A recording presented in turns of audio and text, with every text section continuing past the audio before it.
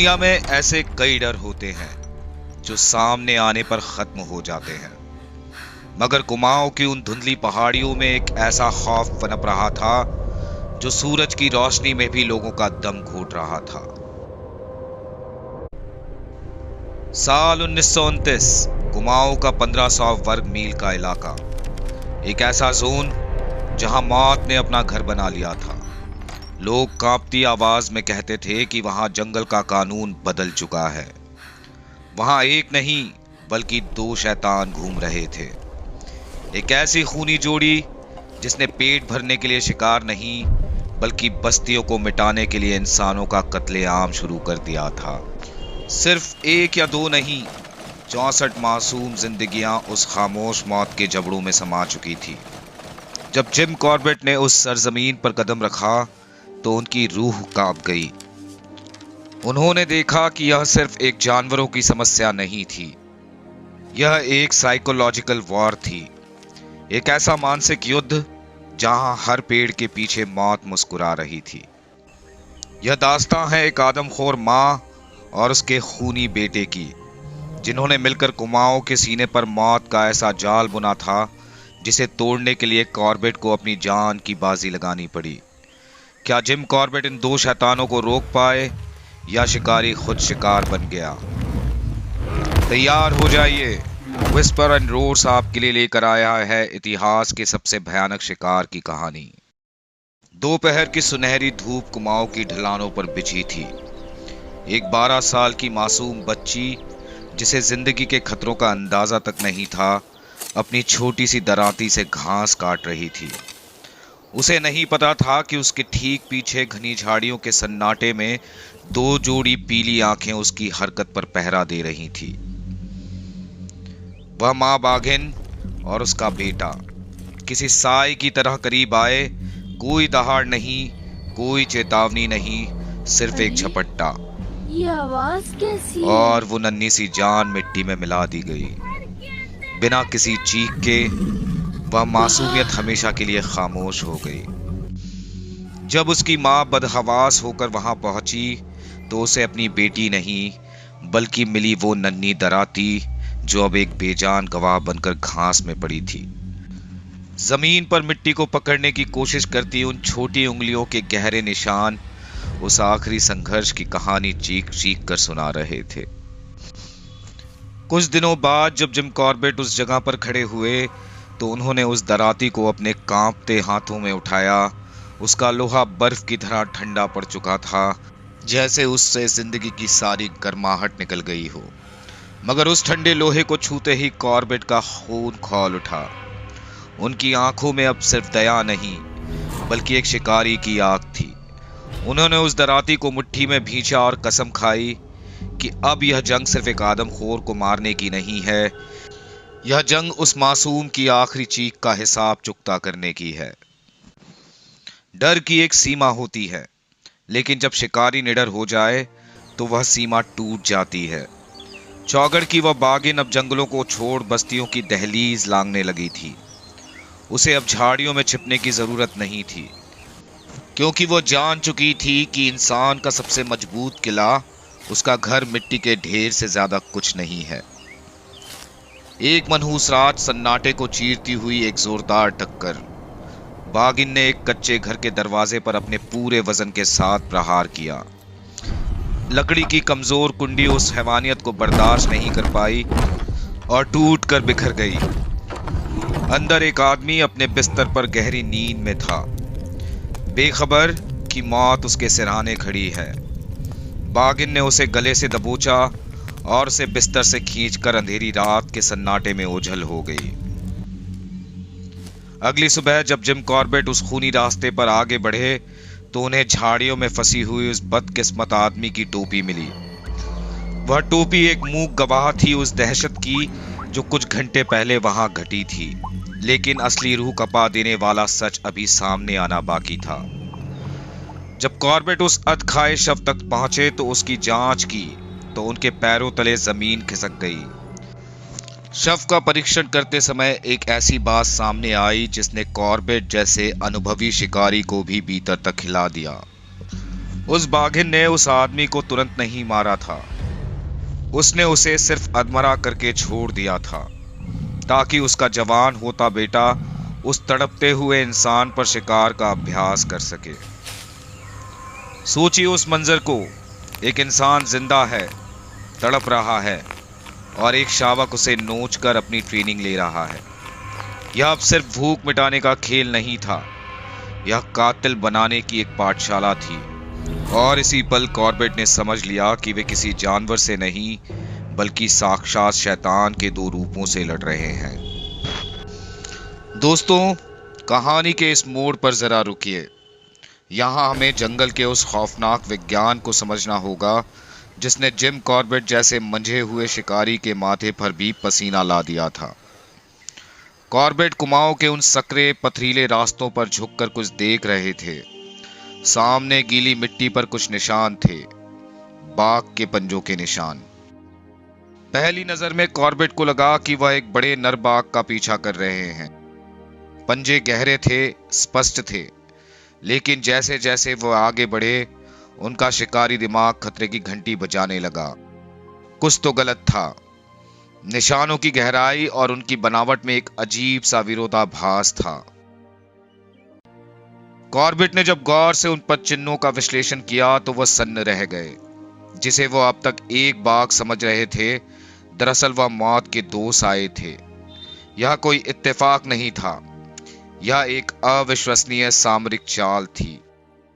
ये दो बाघ कदम से कदम मिलाकर चल रहे थे। पिछला बाघ अपने पंजा ठीक उसी जगह रखता जहां आगे वाले बाघ ने रखा हो। 1 मिलीमीटर का भी अंतर नहीं। देखने वाले को लगता कि सिर्फ एक जानवर गुजरा है, लेकिन असल में वह एक खूनी मां और उसके साए जैसा बेटा था। एक प्रशिक्षित सेना की तरह मार्च कर रहे थे दोनों। सोचिए उस मानसिक दबाव को। कॉर्बेट जिस रास्ते पर आगे बढ़ रहे थे, उन्हें लग रहा था कि दुश्मन सामने है, जबकि हकीकत में एक दुश्मन उनके सामने था और दूसरा शायद उनके ठीक पीछे। उसी के पद चिन्हों पर चलता हुआ उन्हें घेर रहा था। यह तालमेल कुदरती नहीं था, यह उस आदमखोर मां की दी हुई वह ट्रेनिंग थी जिसने उस शावक को अदृश्य बना दिया था। कॉर्बेट ने अपनी डायरी में लिखा था कि उन्होंने अपने पूरे जीवन में ऐसी चालाकी नहीं देखी। यह सिर्फ शिकार नहीं था, यह एक मनोवैज्ञानिक लड़ाई थी। अगर गांव का कोई शिकारी एक बाघ के पंजों का पीछा करता तो वह अनजाने में दूसरे बाघ के हमले की रेंज में आ जाता। ये जोड़ा दुश्मन को यकीन दिला देते थे कि वह सिर्फ एक से लड़ रहा है, और यही भ्रम इंसान की आखिरी गलती साबित होता। कॉर्बेट को समझ आ गया था कि वह महज दो जानवरों के पीछे नहीं है, बल्कि वह एक ऐसी किलिंग मशीन का पीछा कर रहे हैं जिसने जंगल के नियमों को फिर से लिख दिया था। उस दिन उस ठंडी मिट्टी पर हाथ रखकर कॉर्बेट ने महसूस किया कि उनके सामने खड़ा खतरा कितना बड़ा है। लोहा ठंडा था, मिट्टी खामोश थी, मगर कॉर्बेट के भीतर एक आग सुलग रही थी। उन्होंने अपनी राइफल 450x400 को कसकर पकड़ा। अब यह सिर्फ एक खोज नहीं थी, यह एक शतरंज की बिसात थी, जहां एक गलत कदम और कॉर्बेट खुद उन पद चिन्हों का हिस्सा बन जाते। दोस्तों, चौगढ़ की उन बाघिनों की कहानी सिर्फ एक शिकार की कहानी नहीं है, बल्कि उस दौर के संघर्ष और उन मासूमों की याद की है जिन्होंने अपनी जान गंवाई। अगर आप भी भारतीय वन्यजीव इतिहास और इन अनसुनी कहानियों में दिलचस्पी रखते हैं तो विस्पर एंड रोर्स के परिवार का हिस्सा बने। अभी उस सब्सक्राइब बटन को दबाएं और घंटी बजाएं ताकि आप कुमाऊं के इन अनकहे इतिहास के पन्नों को कभी मिस ना करें। चलिए अब चलते हैं उस जंगल की ओर जहां कॉर्बेट और मौत का आमना सामना होने वाला था। चौगढ़ की उस खूनी जोड़ी ने इंसानों का मांस चख लिया था, लेकिन अब वे और भी ज्यादा क्रूर हो चुके थे। वे अब सिर्फ भूख के लिए नहीं बल्कि खेल के लिए शिकार कर रहे थे।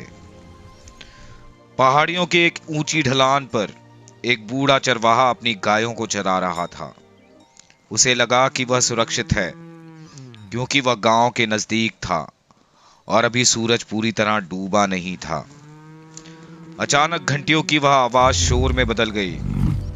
झाड़ियों से एक बिजली जैसी फुर्ती के साथ उस जवान शावक ने हमला किया, लेकिन उसका निशाना चरवाहा नहीं बल्कि उसकी सबसे प्रिय गाय थी। गाय तड़पने लगी और वह बूढ़ा चरवाहा अपनी वफादार साथी को बचाने के लिए अपनी लाठी लेकर आगे बढ़ा। वह उसकी जिंदगी की सबसे बड़ी और आखिरी गलती थी। जैसे ही वह चरवाहा गाय की तरफ दौड़ा, झाड़ियों की दूसरी तरफ से आदमखोर मां प्रकट हुई। उसने गाय पर हमला नहीं किया, उसने उस चरवाहे का इंतजार किया। मां ने चरवाहे को दबोचा और उस गाय के सामने ही घसीटने लगी। वह बूढ़ा आदमी चीखता रहा, अपनी जान की भीख मांगता रहा, लेकिन पत्थरों पर सिर्फ उसकी लाठी के घसीटने की आवाज सुनाई दे रही थी। जब अगले दिन कॉर्बेट वहां पहुंचे तो नजारा दिल दहला देने वाला था। उन्होंने देखा कि गाय जिंदा थी, लेकिन उसके शरीर पर बाघ के पंजों के गहरे निशान थे। वह आदमखोर जोड़ी चाहती तो गाय को मार सकती थी, लेकिन उन्होंने गाय को सिर्फ एक चारे के रूप में इस्तेमाल किया था। उन्होंने गाय को तड़पता हुआ छोड़ दिया ताकि उसकी चीखें और खून की गंध उस चरवाहे को झाड़ियों के करीब खींच लाए, और फिर उन्होंने हमला कर दिया।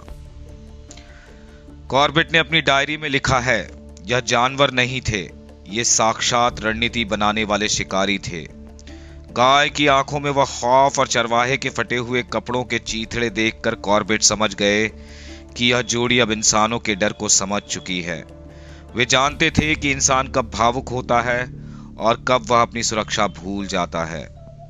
अब यह लड़ाई सिर्फ शिकार की नहीं थी, यह एक प्रतिशोध की शुरुआत थी। दोस्तों, जब मौत सामने खड़ी हो तो इंसान का सबसे बड़ा साथी उसका हथियार होता है। जिम कॉर्बेट ने अपनी अलमारी से उस औजार को निकाला जिसने दर्जनों बार उनकी जान बचाई थी, उनकी .275 रिग्बी राइफल। यह सिर्फ लोहे और लकड़ी का टुकड़ा नहीं था, यह कॉर्बेट के शरीर का एक हिस्सा बन चुकी थी। कॉर्बेट ने राइफल की नाल को देखा, उसे साफ किया और फिर उस पर अपना हाथ फेरा। वह जानते थे कि आज मुकाबला उन दो शैतानों से है जिन्होंने हवा की दिशा और आहटों को मात देना सीख लिया था। दोस्तों, जंगल में एक कहावत है, इंसान आंखों से देखता है लेकिन जानवर अपनी नाक से। एक शिकारी के लिए हवा उसकी सबसे बड़ी दुश्मन होती है, क्योंकि वह शिकारी की गंध को कोसों दूर बैठे जानवर तक पहुंचा देती है। लेकिन चौघड़ की उस खूनी जोड़ी ने कुदरत के इस नियम को ही अपना हथियार बना लिया था। जिम कॉर्बेट ने गौर किया कि ये दो बाघ कभी भी हवा की दिशा में सीधे हमला नहीं करते थे। वे जानते थे कि अगर वे हवा के साथ चलेंगे तो उनकी शरीर की गंध इंसान या मवेशियों को सतर्क कर देगी। इसके लिए उन बाघों ने एक तकनीक को विकसित किया था। दोस्तों, यहाँ उनकी बुद्धिमानी देखिए। माँ बाघिन हमेशा हवा के रुख की दिशा में रहती थी। वह अपनी गंध को जानबूझकर हवा में फैलने देती थी। जब उसकी गंध मवेशियों या इंसानों तक पहुंचती थी तो वे डरकर विपरीत दिशा में भागते। उन्हें लगता कि वे खतरे से दूर भाग रहे हैं, लेकिन उन्हें नहीं पता था कि वे सीधे मौत के आगोश में जा रहे हैं, क्योंकि दूसरी तरफ पूरी तरह खामोश उसका जवान शावक घात लगाए बैठा होता था। माँ का काम शिकार को हका देना होता था और बेटे का काम उसे भागते हुए शिकार को बीच रास्ते में ही दबोच लेना। कॉर्बेट हैरान थे। वे बाघ हवा की नमी और दबाव को अपनी मूंछों से महसूस कर लेते थे। अगर हवा का रुख जरा भी बदलता तो ये अपनी पोजीशन तुरंत बदल लेते। वे हवा को मात नहीं देते थे, वे हवा को अपना अदृश्य साथी बना लेते थे। कॉर्बेट ने लिखा कि कई बार उन्हें महसूस हुआ कि बाघ उनके बहुत करीब है, लेकिन हवा ने उन्हें कभी खबर नहीं दी, क्योंकि वे बाघ हमेशा हवा के उस डेड जोन में रहते थे जहां गंध पहुंच ही नहीं पाती। यह एक ऐसा साइंटिफिक हंट था जिसे समझने में कॉर्बेट को हफ्तों लग गए। सोचिए, आप एक ऐसे दुश्मन से लड़ रहे हैं जो सिर्फ आपको देख ही नहीं रहा, बल्कि वह यह भी जानता है कि हवा की हल्की सी लहर कब आपकी लोकेशन उसे बता देगी। यह शिकार नहीं था, यह जंगल का इंजीनियरिंग मास्टर क्लास था। यहाँ गलती की कोई गुंजाइश नहीं थी। लेकिन जो बात कॉर्बेट को सबसे अलग बनाती थी वह थी उनकी वह अटूट धारणा। उन्होंने अपनी कोट की जेब में हाथ डाला और एक एक करके सिर्फ 5 गोलियां निकाली, सिर्फ 5। कॉर्बेट का मानना था कि अगर आप 5 गोलियों से उस आदमखोर को नहीं गिरा सकते तो छठी गोली चलाने के लिए आप जिंदा ही नहीं बचेंगे। वह 5 गोलियां महज कारतूस नहीं थे, वे उन 5 सालों के आतंक का अंत थे। हर गोली पर जैसे एक मासूम की जान का कर्ज लिखा था। जंगल अब पूरी तरह खामोश हो चुका था। ऐसा लग रहा था मानो कुमाऊं की पहाड़ियां अपनी सांसें रोककर इस ऐतिहासिक लम्हे को देख रही हों। कॉर्बेट ने धीरे से राइफल के बोल्ट को पीछे खींचा और फिर उसे आगे धकेला। वह चटका, वह धातु से धातु के टकराने की आवाज, उस सन्नाटे में वह आवाज किसी बिजली के कड़कने जैसी थी। यह शिकारी का उन 2 आदमखोरों के लिए पैगाम था, यह ऐलान था कि खेल अब बदल चुका है। अब तक वे बाघ शिकारी थे और इंसान शिकार, लेकिन इस एक आवाज ने कुदरत के उस चक्र को पलट दिया था। कॉर्बेट ने अपनी हैट को थोड़ा नीचे किया, राइफल को कंधे से सटाया और घने जंगल की उस अंधेरी गुफा जैसी झाड़ियों की ओर अपने कदम बढ़ा दिए। वह जानते थे कि शायद ये उनके जीवन के आखिरी कदम हो। पीछे गांव वालों की उम्मीदें थी और सामने साक्षात मौत। दोपहर ढल रही थी। जिम कॉर्बेट पिछले 14 घंटों से बिना कुछ खाए पिए कटीली झाड़ियों और पथरीले रास्तों पर रेंग रहे थे। उनके जूते घिस चुके थे और कपड़ों पर पसीने और धूल की एक मोटी परत जम चुकी थी। थकान इतनी थी कि उनकी राइफल उन्हें 50 किलो की लग रही थी। लेकिन कॉर्बेट जानते थे कि अगर वे रुके तो ये पहाड़ियां उनकी कब्र बन जाएंगी। अचानक हवा में एक गंध तैरने लगी। कॉर्बेट रुक गए। उन्होंने देखा कि एक सकरी गुफा के मुहाने पर कुछ हड़बड़ाहट है। बहुत धीरे से जमीन पर पेट के बल रेंगते हुए उन्होंने झाड़ियों को हटाया। सामने पत्थर के एक ऊंचे स्लैब पर वह जवान आदमखोर, वह बेटा बेखबर सो रहा था। उसे अंदाजा भी नहीं था कि उसकी मौत महज कुछ मीटर की दूरी पर खड़ी है। कॉर्बेट की धड़कनें उनकी पसलियों से टकरा रही थी।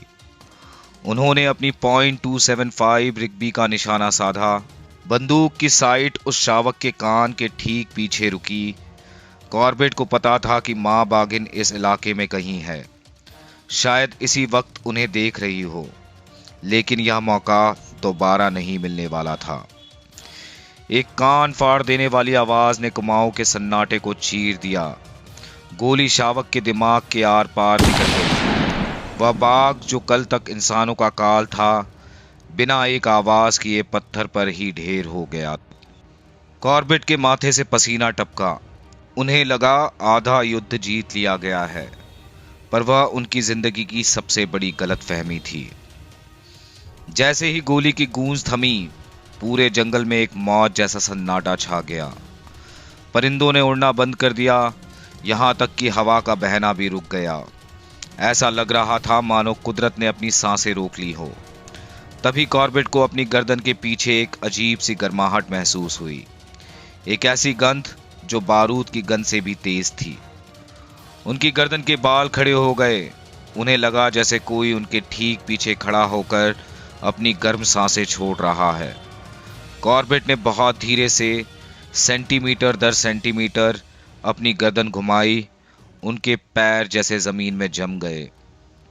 सामने ऊंची घास के पीछे वह माँ बागिन उन्हें घूर रही थी।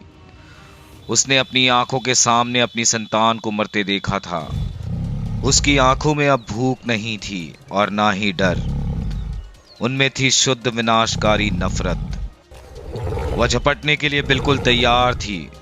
उसके कंधे सिकुड़ चुके थे और उसके पंजों ने जमीन को जकड़ लिया था। सूरज डूब चुका था। बची कुची रोशनी भी खत्म हो रही थी। कॉर्बेट की राइफल अभी भी शावक की तरफ थी और उसे दोबारा लोड करने का वक्त उनके पास नहीं था। बागिन की एक दहाड़ ने जंगल को हिला दिया। यह शिकार की दहाड़ नहीं थी, यह एक माँ का विलाप और प्रतिशोध का ऐलान था। कॉर्बेट और उस मौत के बीच सिर्फ वह 5 फीट की दूरी थी। क्या कॉर्बेट उस रात पहाड़ियों से जिंदा नीचे उतर पाएंगे? क्या अपनी संतान को खो चुकी एक माँ एक इंसान को जिंदा छोड़ेगी? और वह क्या चमत्कार था जिसने कॉर्बेट को उस दिन मौत के मुंह से निकाला? जवाब मिलेगा भाग 2 में। बने रहिए विस्पर एंड रोर्स के साथ, और यदि आपने अभी तक चैनल को सब्सक्राइब नहीं किया है तो प्लीज कर लीजिए ताकि अगला पार्ट आपसे मिस ना हो। तब तक सेफ रहिए। धन्यवाद।